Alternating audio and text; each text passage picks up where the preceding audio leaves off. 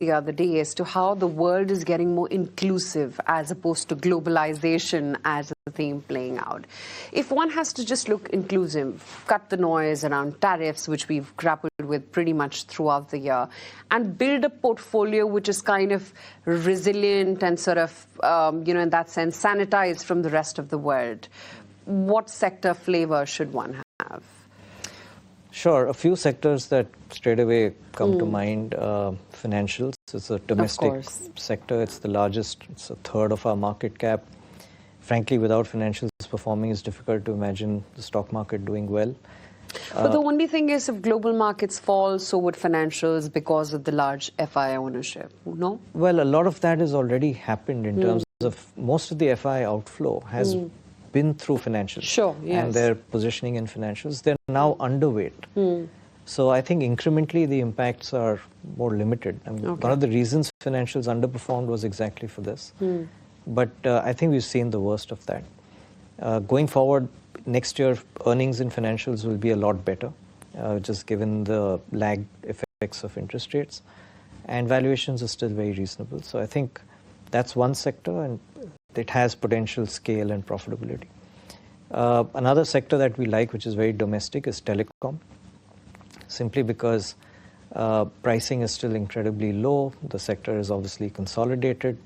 I think you will also have a new IPO coming next year that Gio has mentioned. And generally we've seen as the economics of a sector improve, there is huge scalability and value creation possible in that sector. Third, I would say the consumption side.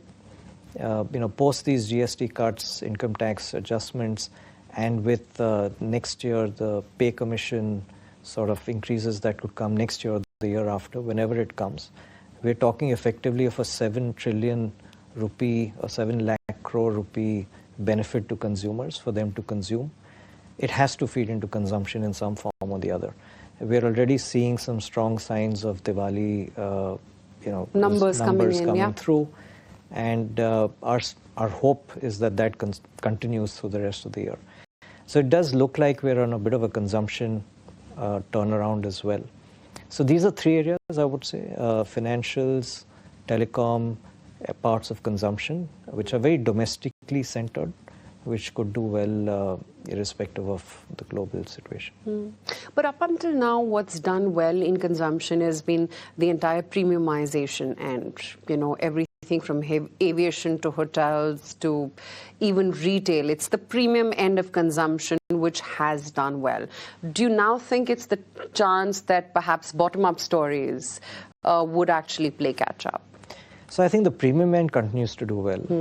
The the lower consumption items, I think, should have a bit of an uptick because a lot of the GST cuts are really targeted to that segment, as well as the income tax and eventually the pay commission. So we should have some improvement even there from where we are today. What I also wanted to talk about was the fact that what worked well in the year gone by was not just